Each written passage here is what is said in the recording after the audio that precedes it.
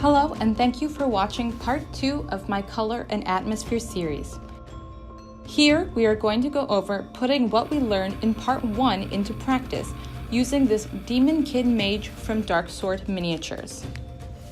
This miniature was particularly fun to paint because of the variety of textures as well as her active expression and potential for amazing object source lighting. Before we begin painting, let's cut to the chase. You have your miniature. How do you know where the object source lighting, or the lighting in general, is going to hit? So before you begin, you need your miniature. And what you're going to do is you're going to look at your miniature from the source of the lighting, whether that be in this case, object source lighting, or if it's lighting offset. So I'm going to take this miniature and I'm going to hold it as if the blast was going to hit me right in the face. And anywhere that I can see should be lit in that pink light. Now I do have to take into consideration the distance and the intensity of the light. For example, although I can see the back of her staff here, I'm not going to paint that in the same pink light simply because the light isn't going to travel far enough for that pink light to hit this staff. So now that we know exactly where the light is going to hit, we need to consider how that is going to happen. Is it going to be a very sharp line between the light and shadow, or is the light going to fade gradually? On this miniature, there are some places where the line is very sharp. For example, in the ruffle of this cloak, there is a very sharp line between where the blue and the pink do not touch. However, when we look at her bodice, since this is a more rounded surface, we can see that the light slowly falls off as it is going across. This has to do with the angle at which the light is hitting the object. If there is a very sharp line, we expect that this half would be lit by pink and this half would be the blue of night. However, as soon as I round my fist like this, you can see how light continues to gradually go across until it is shadow over here. It is the same with your miniatures. The last thing we need to talk about is her hand. So, although the back of her hand should technically be in shadow, we can assume that the pink light is so intense that it's actually going to wrap around her fingers. So I'm not going to be painting the back of her hand directly that same blue of night. Instead, I'm going to be painting it a darker purple pink to accommodate for that light wrapping around, but to signify that it itself is not lit the same way as the rest of her. Now that we have discussed the basic lighting setup that we're going to be painting, let's get started. I started by painting the entire figure black with Citadel's Abaddon Black. This was one of the first times I experimented with working this way, and I have to say I'm really not a fan. At least, not while using this hot pink. This hot pink is particularly thin, which made the painting of this figure annoyingly difficult. Next, I began to work on the cloak. The blue was created using Warpstone Glow Green, Macrage Blue, Abaddon Black, and Matte White. I create the gradient of colors I will need immediately to avoid mixing colors when I should be blending.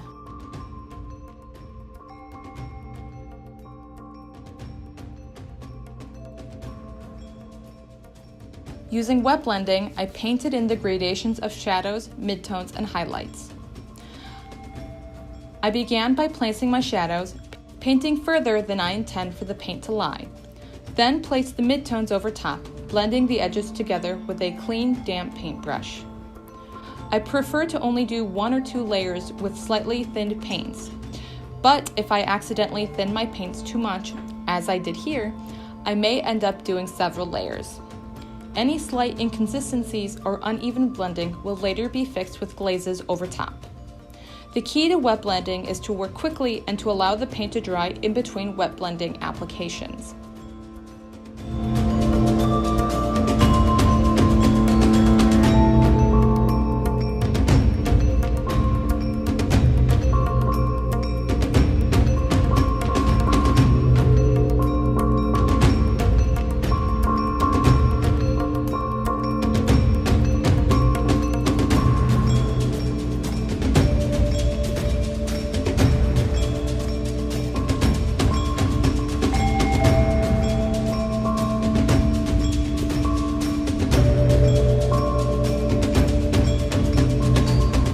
Using the lightest blue, I applied edge highlights with the side of my brush.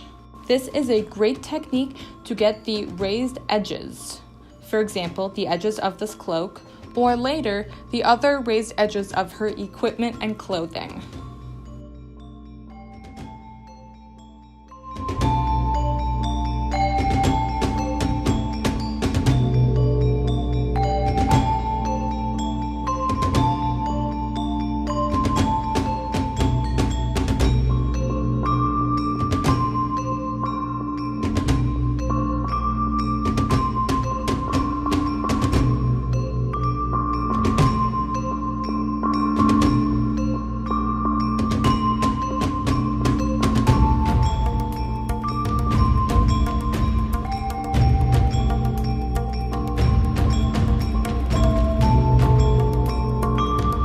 Any areas that I'm not painting pink from the blast, I'm going to be painting blue. Blue is to mimic the night, as well as I find pink and blue to be very visually pleasing.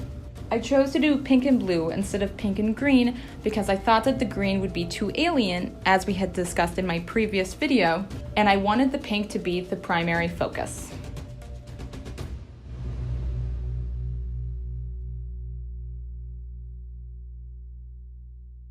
I spent a lot of time glazing the blues on her skin and cloak to get the smooth, perfect finish I wanted.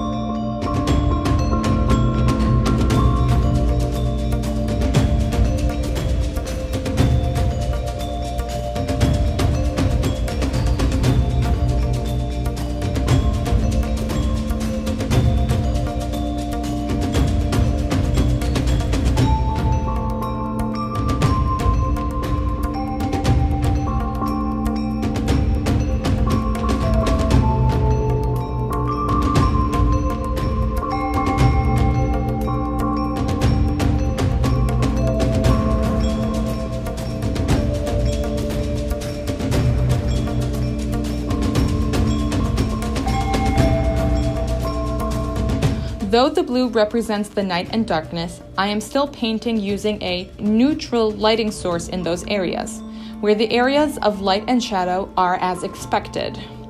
This is to give the miniature a more realistic 3D look, even though technically, if the pink is the only source of light, all the blue areas should be painted in black shadow.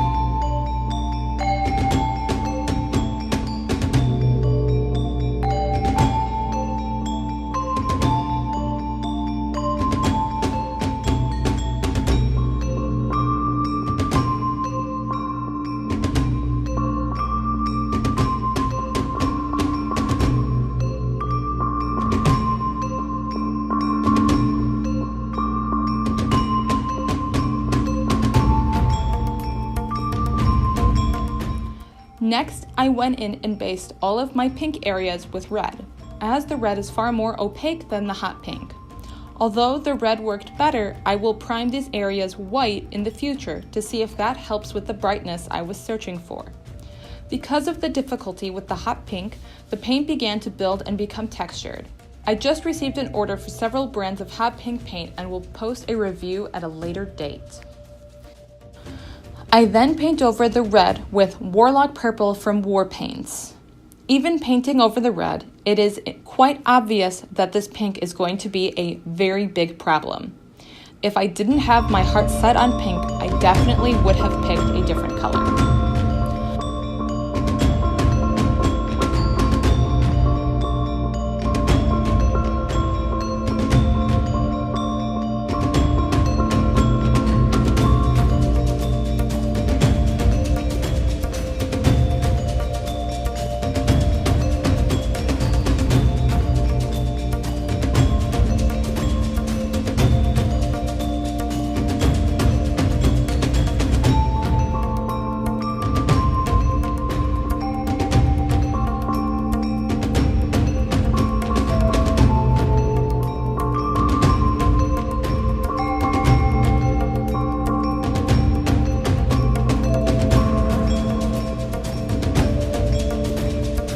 When I originally started painting this miniature, I did not have the object source lighting as figured out as I should have.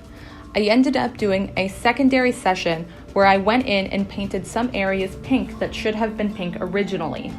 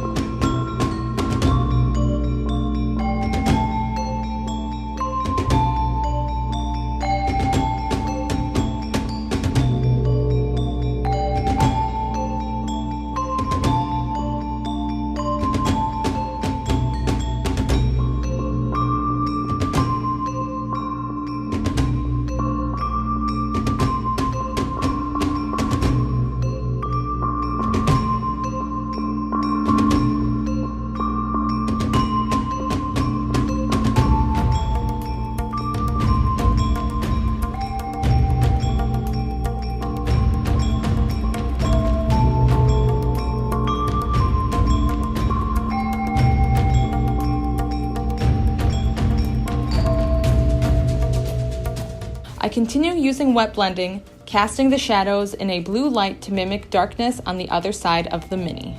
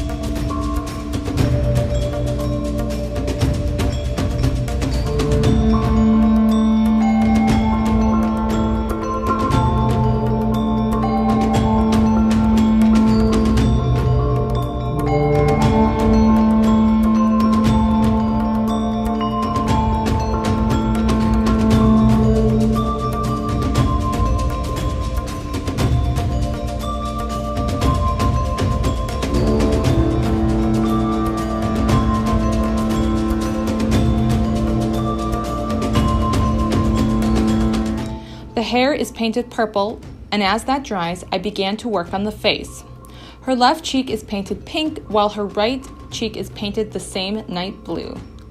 Highlights and shadows are added in their corresponding shades of pink and blue, adding a lighter color to the top of the cheeks, the bridge and tip of the nose, her forehead, and her chin, and adding shadows at the hollows of her cheeks, under her nose, and alongside her nose.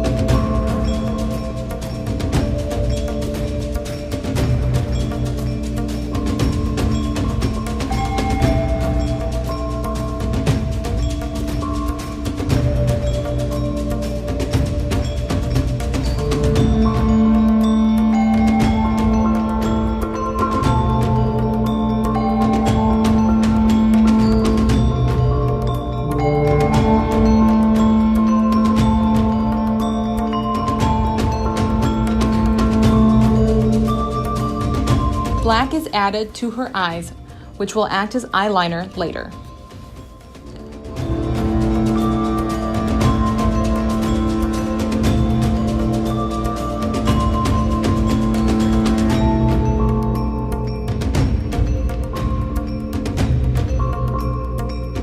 Her horns are painted to match each side of her face, and a extremely light blue is added for the whites of her eyes.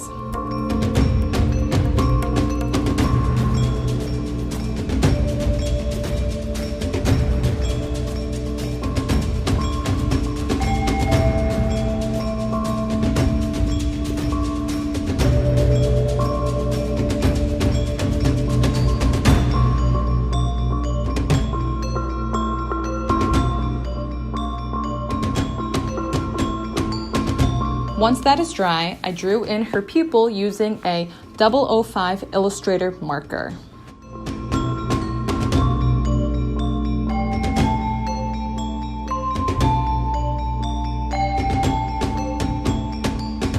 I then add pink and blue highlights to her hair using the edge of my brush in the same edge highlight technique. Make sure you consider where the pink light would hit the hair. Everywhere else, add a blue highlight.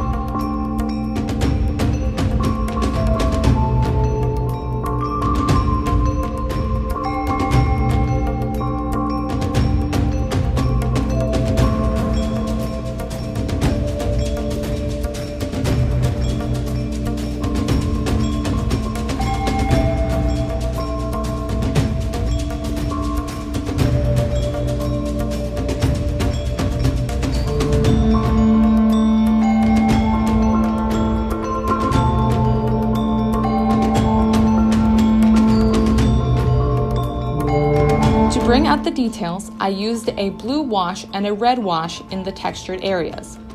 Be careful when using this on large open areas such as the cloak, especially if your paint has begun to build and get thick, as washes will exaggerate these imperfections.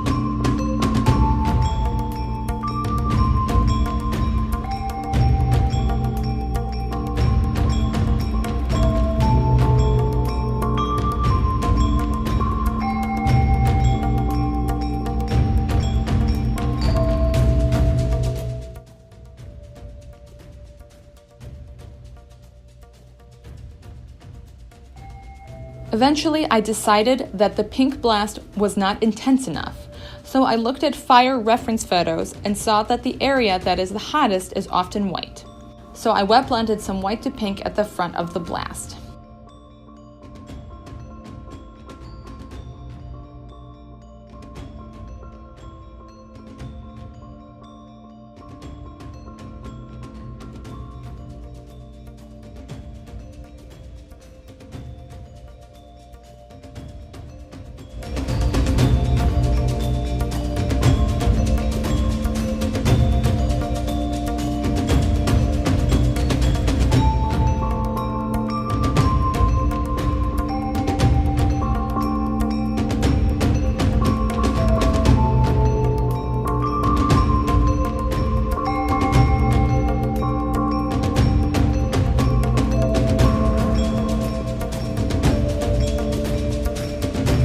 Finally, I went in with the bluish black and added thin lining to help separate different parts of her clothing, equipment, and gear.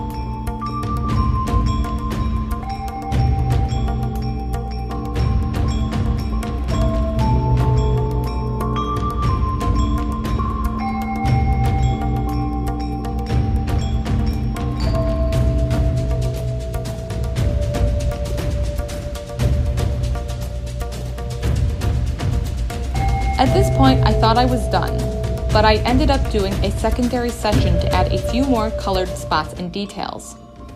I realized that my lighting did not entirely make sense. There were several areas that were not lit that should have been. I began to paint pink in those newly discovered areas. What I realized was that I should have been looking at my miniature directly from the source of the light.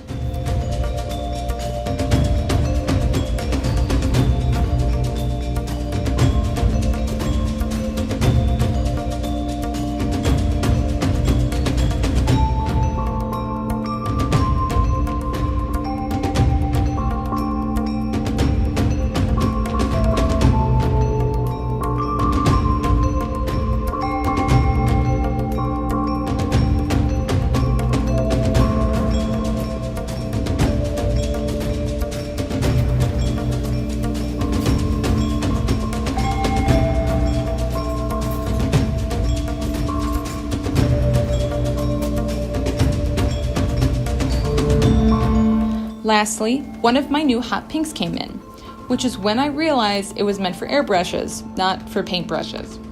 Vallejo Magenta Fluorescent made for an amazing ink, and it really brought to life that pink blast. I look forward to using it in my airbrush if I ever have time to set it up.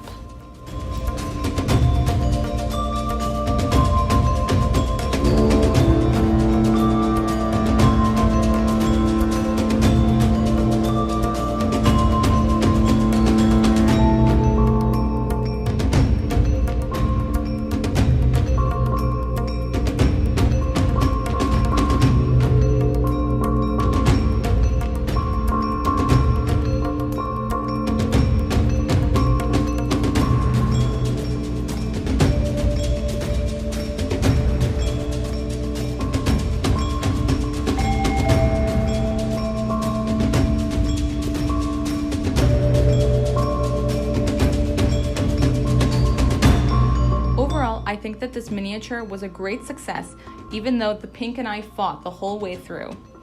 It was a great opportunity for me to go out and purchase new pink paint, and I will be posting a guide about hot pink paint in the future, just so that you too can avoid problems like this. Very vibrant paints are often very difficult to find, so I'm hoping in hunting for the perfect hot pink paint, I will discover a brand that also has other vibrant colors. If you like this video, be sure to give it a thumbs up, comment, and follow me on Patreon and Instagram. I hope that this has inspired you. Have a wonderful day, and go paint miniatures.